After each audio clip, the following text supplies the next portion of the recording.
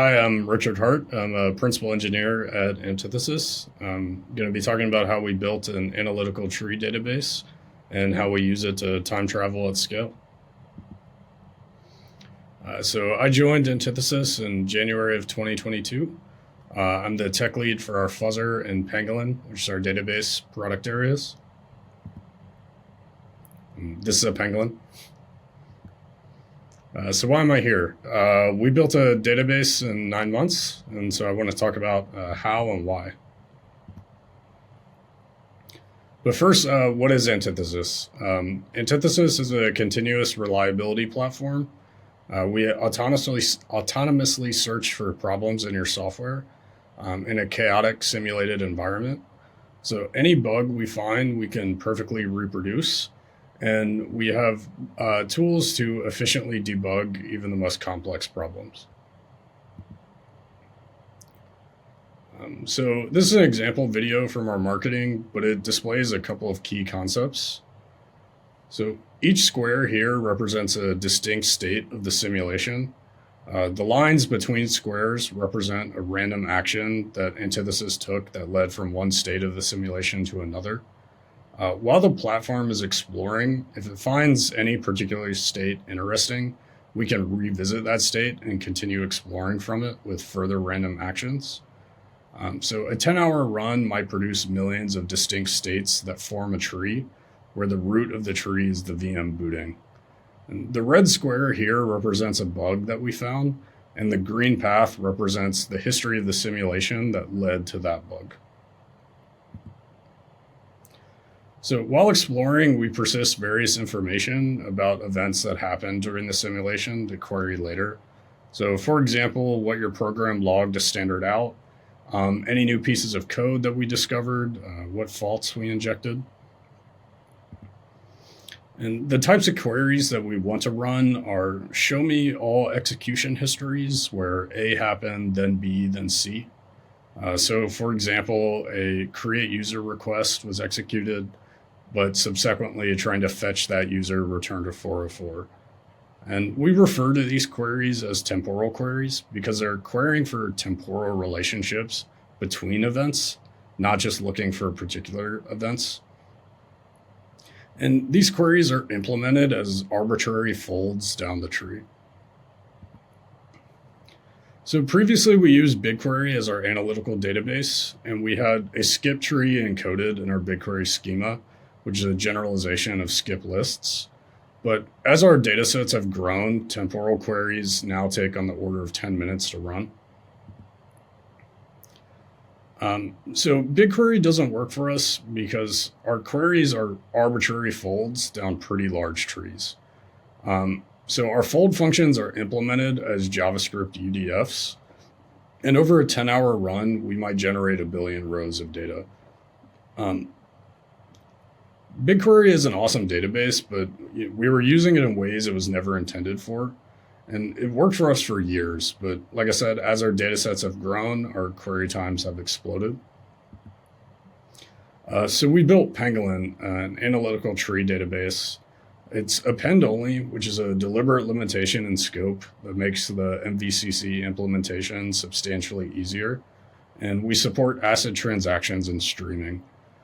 We want to support streaming because if we find a bug 30 minutes into a 10-hour run, we want a customer to be alerted immediately instead of waiting for the 10-hour run to complete. And pangolins are anteaters, which is our mascot because, they eat bugs. And pangolins fold themselves into balls, so we thought it was a pretty fitting name. So we have a couple performance goals. We want to be able to service 100 concurrent queries over a 1 terabyte data set and have a P99 of 5 seconds. This goal is aggressive because the tree has to be folded over topologically. We can't just operate on everything in parallel, as a row can't be folded over until all of its ancestors have been folded over. And Pangolin is written in Rust. We use S3 for blob storage, Lambda for parallelism and bursting compute, and in particular being charged by the millisecond for compute. And we use V8 for executing fold and reduction functions. So queries are parameterized with an initial fold state, a fold function, and a reduction function, which are both JavaScript UDFs. For the sake of time, I'm going to gloss over reductions. And queries have two stages. Stage one is building the initial result snapshot. So this is a scatter-gather operation that folds over any rows written before the query is registered. And stage two is streaming, which is fold over new rows as they're committed. In this talk, I'm going to focus on stage one. So what exactly is a fold function? So fold functions are pure functions that take a row and a fold state as parameters and output a tuple of a folded row and new fold state. Fold functions are free to modify the row and the fold state. On the right is pseudocode demonstrating how the fold functions are applied. So the query is parameterized with an initial fold state, which corresponds to the fold state for the root of the tree. We fold down each branch of the tree, and the new fold state produced by a fold is fed into the fold function for the next row along the branch, and the folded rows are the output of the query. Fold functions are free to filter out rows as well by returning undefined for the folded row. On the left is two examples of fold functions. So the first checks if the program under test first printed foo and later printed bar along any branch of history. The second filters out any rows where the program under test didn't print bas. And note, like in the second example, it's not actually required to use the fold state. So this is what our queried DSL looks like. And our query planner is not really a query planner. The DSL is compiled into a JavaScript UDF client side. An important design decision was to minimize the number of query plans we support in order to bound and have a predictable P99 rather than trying to minimize the P50. We currently only support a single query plan, although we have plans for others, which is fold down the entire tree executing the supplied fold UDF. But we also wanted to support arbitrarily powerful queries, hence allowing arbitrary JavaScript and the V8 integration. So our core data structure is an append-only concurrent log-structured merge tree. So writers write spans, which are buffered in memory, and spans are an array of rows where each row is arbitrary JSON and each row within a span is treated contiguously. In-memory spans are packaged into blocks that each contain a subtree and are persisted to S3. So this is a diagram demonstrating what I was talking about previously. So the thick lines here are spans, squares are blocks which each contain a subtree, and the dotted lines are connections between blocks and spans.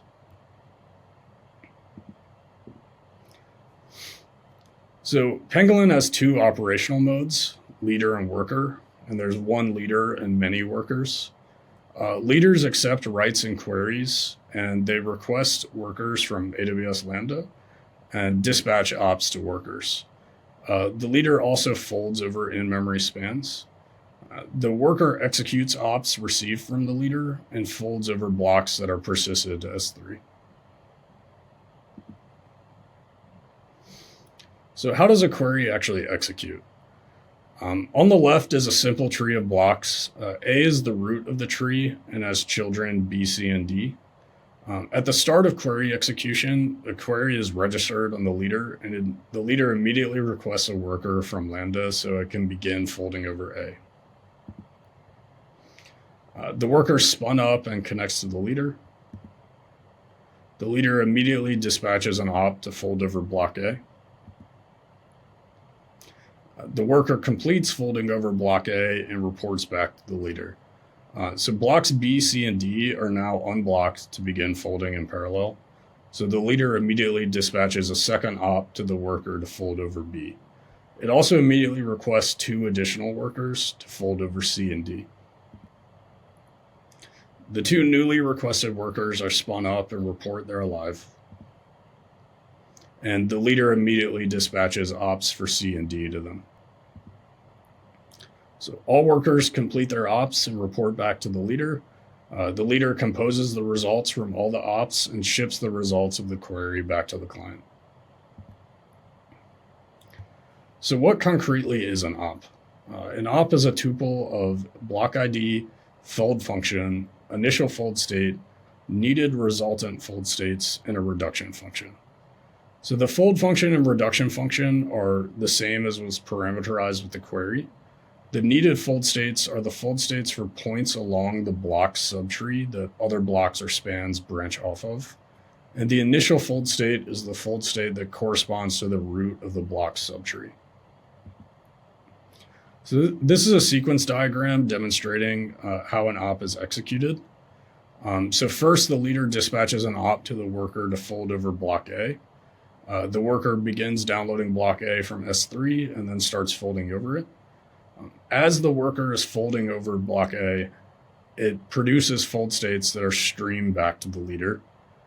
The worker then finishes the fold, it applies the reduction and uploads the reduction results to S3. Then it informs the leader that the op is complete. The leader then downloads the results from S3 and performs a further level of reduction. The fold states are streamed back to the leader because these correspond to branching points for other blocks and spans, so we want to immediately unblock additional folding. And we upload reduction results to S3 for two reasons.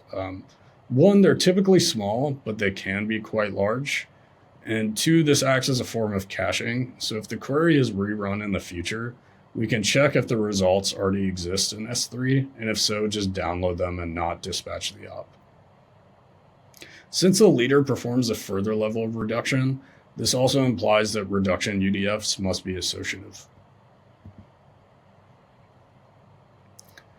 So we have a couple of performance requirements. The first is we want to prefetch blocks so they're available when we're ready to fold. Downloading the block from S3 is the bottleneck of single block fold performance. A block can't be folded over until all of its ancestors are folded over, but it can be downloaded and cached. We want all blocks to be ready on workers by the time we're ready to fold over them. Second, we want to maximize our block cache hit rate. So if a new query is received and a worker already has a block cached, we want ops for that block to go to that worker so we don't have to re-download the block. We also want to coalesce parallel queries to service with a single table scan. So we want multiple queries fold functions to execute at the same time for the same blocks to amortize the table scan. So specifically, we want to amortize the download time of blocks and the deserialization time of rows. The deserialization time is about 50% of the time to actually fold over a block's data. We also want to uniformly distribute work across workers. So after all workers are alive, our goal is for each worker to have roughly the same amount of bytes cached. So if we're prefetching faster than we can spin up lambdas, we want to back off prefetching so early workers don't end up with a disproportionate amount of the blocks cached and therefore get a disproportionate amount of the ops dispatched to them. We also want to minimize the idle time of workers. So we want to request workers before we actually need them, so we don't need to wait for the time to spin up lambdas when we're ready to fold over a block. And we've measured this time to be about 200 to 300 milliseconds. So we attempt to predict the level of parallelism we need as we're traversing down the tree, and we do err on the side of overshooting. But we also don't want to pay for a bunch of lambdas that aren't doing any work. So we aggressively kill workers as we run out of work for them to do. This is mitigated by lambda's warm invocations. So a newly requested worker might already have some blocks cached from a previous invocation. So Antithesis was our main testing strategy from inception. So we run 8-hour simulations nightly off the tip of our main branch. 8 hours of simulation corresponds to roughly 400 hours of real time. But this is also an environment where faults occur thousands of times more frequently than in the real world. And because we're running simulations nightly, this allows us to find bugs the day we introduce them. When Antithesis finds bugs, we automatically get artifacts like core dumps and logs. We're able to exactly reproduce the bug at any point along the branch of the simulation leading to the bug. And we're able to use our debugging tools like multiverse debugging, which allows us to do destructive analysis and see what changes we make to the simulation that cause the bug to not occur. So we've found 50 plus blocker bugs in simulation, and so far we've had 0 blockers or critical bugs in production. And we went from design to launch in 9 months. An ancillary goal of this project was to dog food our product. So pangolin is the first major new component at Antithesis that was tested from day one using our own software. And we wanted to validate that using our product does meaningfully increase development velocity and allow engineering teams to expand their horizon and take on more ambitious projects. So this is an example of a duplicate rows bug that we caught in simulation.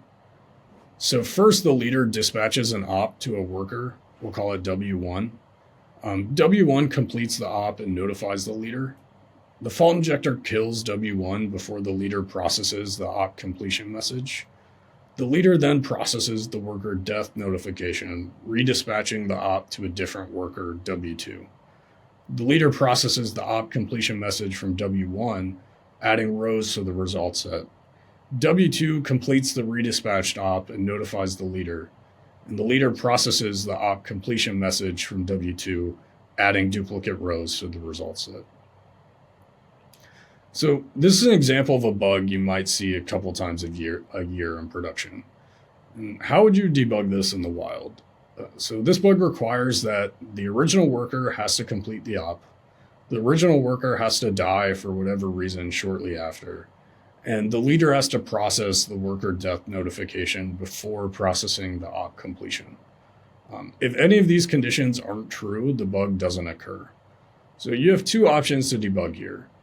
Option 1 is add a ton of logging, hope you logged enough info, but not so much that you're overwhelmed with noise, and you're able to stitch together the timeline of events from multiple distinct logs, because this is a distributed system. Option 2 is you try and rig up a synthetic repro. The problem with trying to reproduce this synthetically is you're flying blind. You have a tiny bit of context with your existing logging, and you're essentially throwing things at the wall, hoping they stick, and you're able to trigger it. So rigging up a test harness to reproduce this without already knowing the root cause would be extremely difficult. So using Antithesis, we were able to debug and fix this in about half a day. But note also that we had test properties to specifically check for duplicate rows bugs in simulation. In production, users might not actually notice anything wrong, and you might be living with this bug unaware for months. So lessons learned, building a database is really, really hard. Joking aside, when you're building a distributed database, sometimes it feels like the universe is conspiring against you. Failures cascade in absolutely insane ways. You have to get everything right to both have correct results and the performance that users expect. And it requires in-depth knowledge of data structures and algorithms, distributed systems, and low-level systems programming and concurrency. This is definitely the hardest project that I've worked on in my career. And that's all I've got. Thank you.